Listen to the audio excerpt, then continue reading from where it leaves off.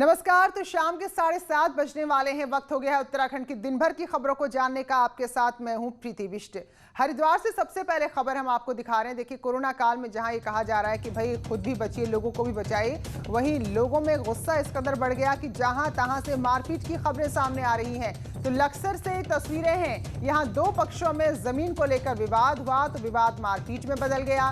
दोनों तरफ से ईंट, पत्थर, लाठी, डंडे, लात, घूंसे सब कुछ चले और घंटों तक ये मारपीट का सिलसिला चलता रहा, जिसमें 18 से ज्यादा लोग घायल हो गए हैं। तो खानपुर थाना क्षेत्र के ब्राह्मणवाला गांव की तस्वीरें हैं। तो काफी देर तक ये हंगामा चलता रहा। घायलों में से कुछ की हालत बहुत गंभीर है, जिन्हें अस्पताल में भर्ती कराया गया है। तो मारपीट का वीडियो सामने आया। जमीन को लेकर विवाद था, जिसमें दो पक्ष एक दूसरे पर पत्थर और लाठियां बरसाने लगे।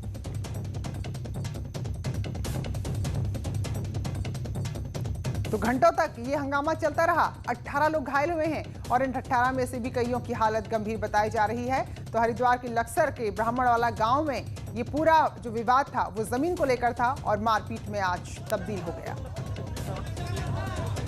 तो इस दौरान किसी को नहीं बख्शा गया, महिलाओं को भी पीटा गया और जो जो सामने आए एक दूसरे को ये लोग लाठियों से पीटते रहे। तो जो तस्वीर आप देख रहे हैं ये हरिद्वार के लक्सर के खानपुर थाना क्षेत्र के ब्राह्मणवाला गांव की तस्वीरें हैं। तो जमीन को लेकर विवाद इतना ज्यादा बढ़ा कि इस मारपीट में 18 लोग घायल हो गए। और अब जरा ऋषिकेश की तस्वीरें देखिए। यहां पर कोरोना के दौरान मास्क पहनने के लिए एक विदेशी महिला से कहना पीआरडी के जवानों को भारी पड़ गया। महिला उनसे उलझ पड़ी और सड़क पर अच्छा खासा उसने तमाशा खड़ा कर दिया।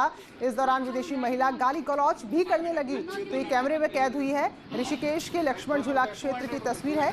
तो कोरोना काल है और ऐसे में मास्क पहनना सबके लिए जरूरी है, उनकी जिंदगी के खुद के लिए जरूरी है। तो ऐसे में जब एक विदेशी महिला बगैर मास्क के घूम रही थी तो पीआरडी के जवान ने रोका और उससे मास्क पहनने के लिए कहा। तो ये महिला भड़क गई और अड़ गई कि कुछ भी हो जाए वो मास्क नहीं पहनेगी क्योंकि उसे कोरोना नहीं है। तो जब चालान काटा गया उसका मास्क नहीं पहनने पर तो महिला का गुस्सा 7वें आसमान पर पहुंच गया और उसने अच्छा खासा तमाशा सड़क पर खड़ा कर दिया और चालान नहीं देने पर भी महिला यहाँ अड़ी रही। हालांकि बाद में विदेशी महिला ने चालान दिया और फिर वहां से चली गई।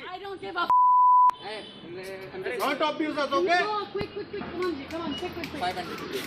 500, I give you 100. 500. I'm not giving you 500. 200 rupees, 200 rupees, 200. I'm not giving you 200, it's 100. I don't have corona! I have a All people have corona. Nobody has corona! This is not your country. This is not your country. I don't give a Not और वहीं आज कांग्रेस नेता प्रतिपक्ष इंदिरा हृदयेश के घर में भी corona की एंट्री हो गई है। इंदिरा हृदयेश के बेटे सुमित हृदयेश कोरोना पॉजिटिव निकले हैं और इसकी जानकारी सुमित हृदयेश ने खुद सोशल मीडिया में दी है। सुमित ने लिखा है कि उन्हें कोरोना के लक्षण लग रहे थे, जिसके बाद रैपिड एंटीजन टेस्ट करवाया है तो पॉजिटिव आए हैं। बेटे के कोरोना पॉजिटिव आने के बाद नेता प्रतिपक्ष इंदिरा हृदयेश ने भी खुद को क्वारंटीन कर लिया है। तो प्रशासन ने उनकी भी कोरोना जांच की अब तैयारी कर ली है। तो पहले बीजेपी के कई नेताओं को कोरोना हुआ है और अब कांग्रेस की अगर बात करें तो नेता प्रतिपक्ष के बेटे कोरोना से संक्रमित आए हैं। तो कोरोना के खतरे को देखते हुए देहरादून में बीजेपी के महानगर कार्यालय को फिलहाल बंद किया गया है और 8 सितंबर तक देहरादून महानगर ऑफिस बंद रहेगा। पार्टी के मंडल अध्यक्ष और नगर निगम के पार्षद के पॉजिटिव निकलने के बाद ये फैसला लिया गया है। वहीं बीजेपी का जो प्रदेश कार्यालय है वो पहले ही 6 सितंबर के लिए सील है और तब तक वहां सैनिटाइजेशन का काम हो रहा है। और वहीं सचिवालय में भी बाहरी लोगों के आने पर पूरी तरह से पाबंदी है और मुख्यमंत्री के क्वारंटीन का आज दूसरा दिन है। तो जिस तरह से लगातार मंत्री और विधायक कोरोना पॉजिटिव आ रहे हैं तो फिलहाल उसका असर अलग अलग ऑफिसेज में देखने को मिल रहा है। वहीं कोरोना में के मामले कोटद्वार में भी बढ़ रहे हैं। एक के बाद एक संस्थानों में कोरोना के मामले सामने आ रहे हैं और संस्थानों को सील किया जा रहा है। अब बैंक ऑफ इंडिया के ब्रांच में 4 कर्मचारियों में कोरोना की पुष्टि हुई तो इसके बाद पूरे बैंक को सील कर दिया गया है। इससे पहले स्टेट बैंक ऑफ इंडिया को भी कोरोना की वजह से सील किया गया था। कोरोना वायरस तेजी के साथ अपने पैर पसार रहा है और सबसे बड़ी चिंता की बात यह है कि यहाँ पर कोरोना ने कम्युनिटी ट्रांसफर का रूप ले लिया है, क्योंकि जिन लोगों में कोरोना की पुष्टि हुई है उनकी कोई ट्रैवल हिस्ट्री नहीं है, यानी कि वो लोग बाहर नहीं गए और आपस में यानी कि शहर के भीतर ही उन्हें कोरोना हुआ है। तो कहीं ना कहीं कम्युनिटी ट्रांसफर का एक खतरा कोटद्वार शहर पे मंडरा रहा है। इसके साथ ही स्टेट बैंक ऑफ इंडिया, तहसील कर्मचारी और अब बैंक ऑफ इंडिया के 4 कर्मियों में कोरोना की पुष्टि हुई है, जिसके बाद पूरे बैंक को सील कर दिया गया है और बैंक के बाहर नोटिस चस्पा कर दिया गया है कि अग्रिम आदेश तक बैंक बंद रहेगा। अनुपम भारद्वाज, न्यूज़ 18, कोटद्वार।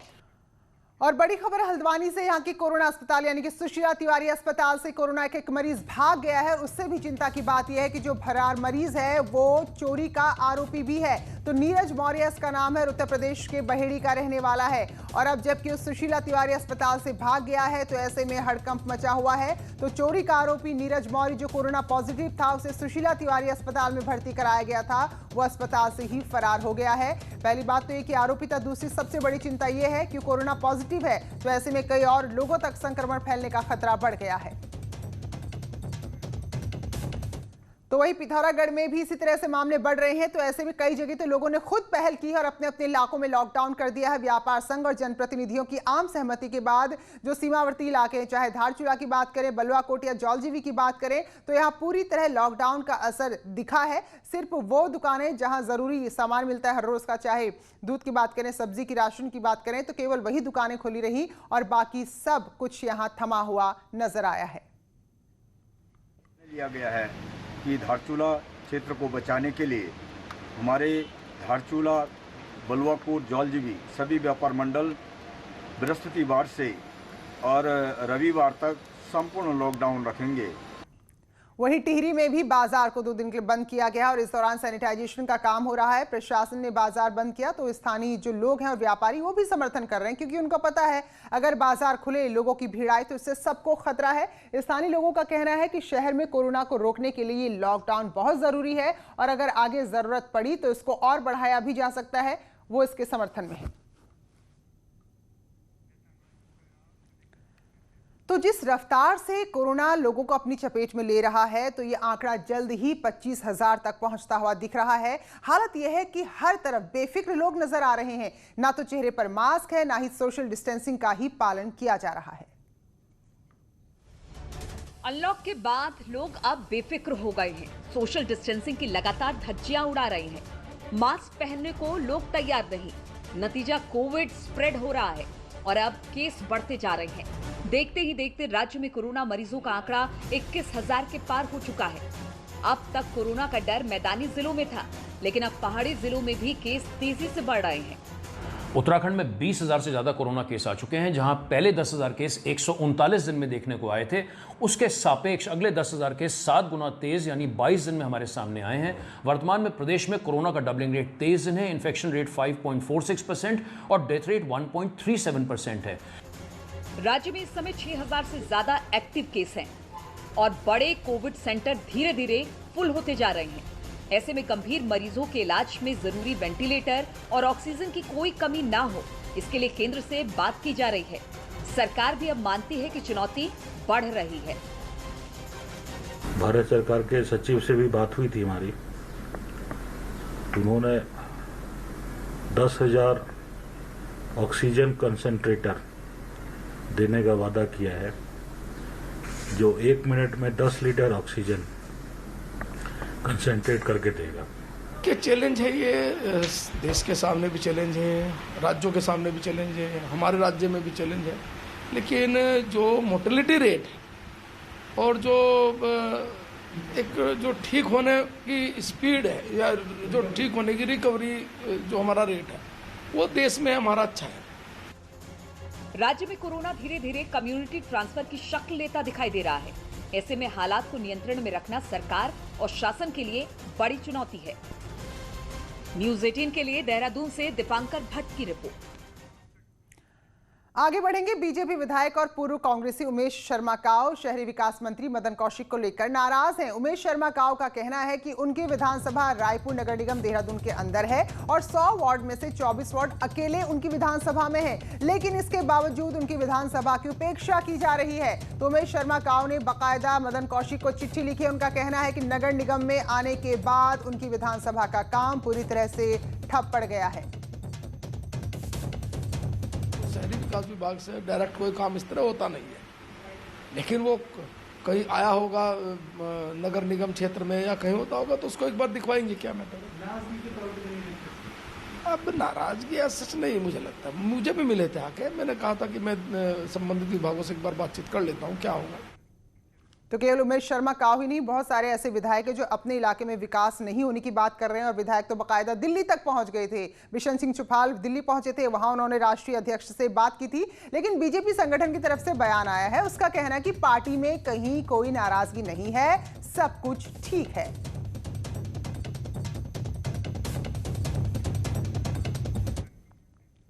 और पार्टी के प्रवक्ता सुरेश जोशी कह रहे हैं कि कोई भी पार्टी का विधायक मुख्यमंत्री से नाराज नहीं है। उन्होंने कहा कि जो वरिष्ठ विधायक है बिशन सिंह चुफाल, जो पहले देहरादून में आए थे, उसके बाद वो दिल्ली गए, तो उनका कहना था कि ये दौरा बहुत ही सामान्य दौरा है। अपनी समस्याओं को लेकर, अपने इलाके के विकास को लेकर ही वो दिल्ली में पार्टी के राष्ट्रीय अध्यक्ष से मिले हैं। कहीं दूर दूर तक नहीं है। चुफाल जी हमारे बहुत सीनियर नेता हैं और जिन्होंने पार्टी को जो है कि एक तरह से स्टार्टिंग दी है और आज यहाँ तक वो पहुँचे हैं और पार्टी भी जो है कि अपने एक चरम पर है। इसलिए उन्होंने अपनी बात को माननीय मुख्यमंत्री जी के सामने भी रखा, राष्ट्रीय अध्यक्ष जी के सामने भी रखा। तो सितंबर में जो विधानसभा का सत्र होने वाला है उसमें वर्चुअली हिस्सा लेने को लेकर इंदिरा हृदयेश ने अब अपनी बात सामने रखी। उनका कहना है कि विधानसभा में ही मौजूद रहेंगी, जनता की समस्याओं को विधानसभा के पटल में रखेंगी। हालांकि अभी इस वक्त की हम बात करें तो उनके बेटे पॉजिटिव आए हैं, तो उन्होंने सेल्फ क्वारंटीन कर लिया है, लेकिन उनका कहना है कि वो विधानसभा में जो भी मामले हैं जनता के, जो भी मुद्दे हैं राज्य की जनता के, बतौर नेता प्रतिपक्ष वो सदन में उठाएंगी। आया था कल, तो आज मैंने उन्हें फोन मिलाकर बात की। मैंने कहा वर्चुअल नहीं होगा, हाउस पार्लियामेंट भी तो हो रही है और मैं तो नेता प्रतिपक्ष हूँ, सवाल ही नहीं उठता है। हाउस जब चलेगा तो हमें जनता की समस्याएं याद रहेंगी, उम्र की तो याद ही नहीं रहेगी। तो आप चिंता मत करो, हम सुरक्षित निकल आएंगे। चलिए, और एक और बड़ी खबर है आज, जो वन क्षेत्र है वहां आने वाले टांगिया गांव के लिए एक बड़ी खबर है। और अच्छी खबर यह है कि जल्द ही इन्हें राजस्व गांव घोषित कर दिया जाएगा और पहले चरण में सरकार ऐसे 7 गांव को राजस्व गांव घोषित करने जा रही है। देहरादून के चांडी और बालकुमारी, राजाजी पार्क के हजारा और रसूलपुर, रामनगर के रामपुर, लेटी और चोपड़ा गांव हैं जो राजस्व गांव घोषित होंगे। वहीं वन विभाग इनका रिकॉर्ड तैयार कर रहा है। तो जब ये राजस्व गांव घोषित हो जाएंगे उसके बाद इन्हें तमाम सुविधाएं मिलने लगेंगी, मसलन राशन कार्ड, बिजली, पानी, शौचालय, स्वास्थ्य, शिक्षा और वोट देने का अधिकार। असल में जो टांगिया गांव है वो श्रमिकों का गांव है जो 1930 में आसपास प्लांटेशन के लिए हिमालयी क्षेत्रों से लाए गए थे। यानी कि यहाँ जब जंगलों को लगाया गया, बसाया गया, तो उनको लाया गया था। 1980 में वन संरक्षण अधिनियम लागू हुआ तो ये गांव रिजर्व फॉरेस्ट के दायरे में आ गए। इसके चलते इन गांवों को आज तक सरकारी रिकॉर्ड में अधिकृत जगह नहीं मिल पाई थी, जिसकी वजह से जो भी सुविधाएं देश के बाकी गांवों को मिलती है उससे ये लोग महरूम थे। लेकिन अब जबकि राजस्व गांव में बनने जा रही हैं तो सभी सुविधाएं इन गांवों को भी मिलेगी। सरकार एक नीतिगत निर्णय लेने के लिए इस समय काम कर रही है और हमारी कोशिश है कि ऐसे सभी गांवों को उनके जो मूल अधिकार हैं, उनके जो हक हुकूक हैं, उनको देने का सरकार का निर्णय, सरकार का विचार है। तो जो उत्तर प्रदेश में प्रक्रिया अपनाई गई थी लीगल रूप में, जो भी पॉइंट्स थे, उस परिप्रेक्ष्य में जो है हम उत्तराखंड में भी अपनाने की प्रक्रिया प्रारंभ कर रहे हैं। देहरादून में आज ऋषिकेश कर्णप्रयाग रेल प्रोजेक्ट को लेकर बैठक हुई है। मुख्य सचिव ने अलग अलग विभागों को तय समय में काम पूरा करने के निर्देश दिए हैं। मुख्य सचिव ने कहा है कि सभी डीएम रेलवे का सहयोग करें और किसी भी समस्या का हल अगर नहीं हो रहा है तो राज्य सरकार उनके साथ है, समस्या का हल वो करेगी। साथ ही उन्होंने कहा कि पाइपलाइन शिफ्टिंग और मुआवजे के काम भी जल्द से जल्द निपटा दिए जाएं। और एक बड़ी खबर आ रही है देहरादून से, जहां सचिवालय संघ के अध्यक्ष दीपक जोशी के खिलाफ जांच के आदेश दे दिए गए हैं। अपर मुख्य सचिव राधा रतूड़ी ने आदेश जारी किए हैं। जोशी पर सरकार की नीतियों के खिलाफ बयानबाजी का आरोप है। अपर सचिव गृह कृष्ण कुमार बीके जांच अधिकारी बनाए गए हैं, तो सचिवालय में सेक्शन ऑफिसर के पद पर जोशी तैनात हैं। तो ये एक बड़ी खबर इस वक्त आई है। सचिवालय संघ के अध्यक्ष हैं दीपक जोशी, जिनके खिलाफ जांच के आदेश दिए हैं और आरोप है कि सरकार की नीतियों के खिलाफ उन्होंने बयानबाजी की है। हादसे की खबर रुद्रप्रयाग से है, जहां पोखरी रोड पर सड़क हादसा हुआ। सतेरा खाल के पास स्कूटी और एक गाड़ी में टक्कर हुई, जिसमें एक शख्स की जान चली गई, जबकि एक शख्स घायल हुआ है, जिसे अस्पताल में भर्ती कराया जा रहा है। तो जो गाड़ी थी वो चोपता से रुद्रप्रयाग आ रही थी और स्कूटी सवार मईकोटी जा रहे थे। फिर आमने सामने की टक्कर हुई, जिसमें एक की जान चली गई। उत्तरकाशी के गोफियर में एक अनुसूचित जाति की महिला के साथ मारपीट और जाति सूचक शब्दों के इस्तेमाल का मामला सामने आया है। पुलिस मौके पर पहुंची है, महिला को अस्पताल में भर्ती कराया है और SC/ST एक्ट में और मारपीट की अलग अलग धाराओं में मुकदमा दर्ज कर लिया है। और मैं ये चाहती हूँ कि जो घटना उसने मेरे साथ की, वो किसी का भी मर्डर कर सकता है, ठीक है। मैं ये चाहती हूँ कि वो गिरफ्तार हो, वो जेल हो उसके लिए, क्योंकि वो किसी को भी मार सकता है। उसने मुझे धमकी दे रहा है कि मैं तुझे ख़त्म कर दूंगा। कल जो है मुकदमा कायम किया गया है और उसमें जो है SC/ST एक्ट के अंतर्गत ही मुकदमा पंजीकृत हुआ है और उसमें शीघ्र ही आगे की कार्रवाई की जाएगी। 29 जुलाई को बेलगढ़ के दीपक के साथ कुछ लोगों ने मारपीट की। 31 जुलाई को SDH हल्द्वानी में ले जाते समय उसने काला ढूंगी के पास दम तोड़ दिया, जिसके बाद पुलिस को नामजद तहरीर दी गई। दीपक के परिजन और दीपक की मां खासतौर पर आरोप लगा रही है कि नामजद तहरीर होने के बावजूद पुलिस आरोपियों को गिरफ्तार नहीं कर रही है और आरोपी खुलेआम घूम रहे हैं और अब परिवार वालों को भी उनसे अपनी जान का खतरा है। खाने पीने में मारपीट करी। मेरा एक ही लड़का था, दूसरा सहारा मेरा कोई नहीं है। बर ये भी कमाने वाले थे, ये भी घर में बैठे 3 साल से घर में। मेरा एक सहारा था, वो भी मार दिया इंदर और प्रेम ने। गंगा की निर्मलता अविरलता के लिए 3 अगस्त से अनशन पर बैठे स्वामी शिवानंद ने अपना अनशन खत्म कर दिया है। गंगा स्वच्छता से जुड़ी 6 सूत्री मांगों को लेकर स्वामी शिवानंद ने अनशन शुरू किया था। देर रात केंद्रीय जल शक्ति मंत्रालय और NFCG की तरफ से शिवानंद को लिखित में आश्वासन मिला है, जिसके बाद उन्होंने अपना अनशन समाप्त कर दिया है। स्वागत है ब्रेक के बाद और बात राज्य के मौसम की। तो मौसम विज्ञान केंद्र ने राज्य में 3 और 4 यानी कि आज और कल के लिए भारी बारिश का अलर्ट जारी किया हुआ है, जिसमें 2 दिन राज्य में अच्छी खासी बारिश होगी। तो निदेशक का कहना है कि आज और कल उत्तराखंड के देहरादून, पौड़ी, चमोली, बागेश्वर, पिथौरागढ़, नैनीताल में बारिश हो सकती है। तो वहीं 6 सितंबर के लिए मौसम विज्ञान केंद्र ने उत्तराखंड के कुमाऊं के अधिकतर जिलों में बारिश की संभावना जताई है।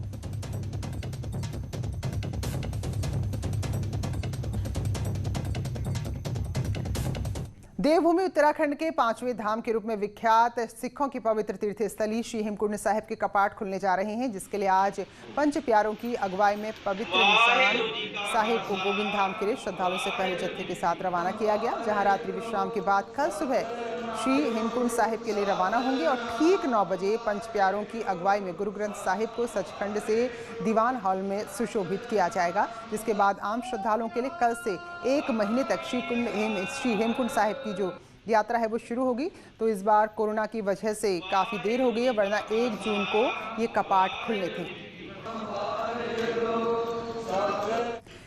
केदारनाथ धाम में मास्टर प्लान और देवस्थानम बोर्ड के विरोध में तीर्थ पुरोहितों का आंदोलन जारी है। बीते 37 दिनों से ये लोग मंदिर परिसर में क्रमिक अनशन पर बैठ रहे हैं। वहीं केदारनाथ धाम में एक तीर्थ पुरोहित संतेश त्रिवेदी की अर्धनग्न अवस्था में त्रिकाल संध्या को 3 महीने पूरे हो चुके हैं। तीर्थ पुरोहितों का कहना है कि केदारनाथ धाम में तीर्थ पुरोहित 5वें श्राद्ध के दिन राज्य सरकार का पिंडदान करेंगे, क्योंकि उसकी मति भ्रष्ट हो चुकी है।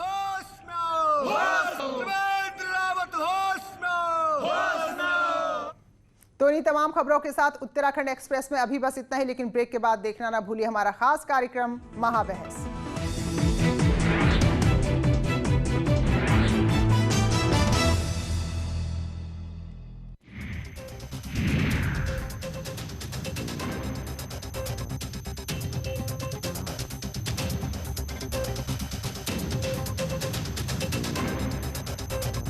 जब भी गोल्ड लोन का ख्याल आए तो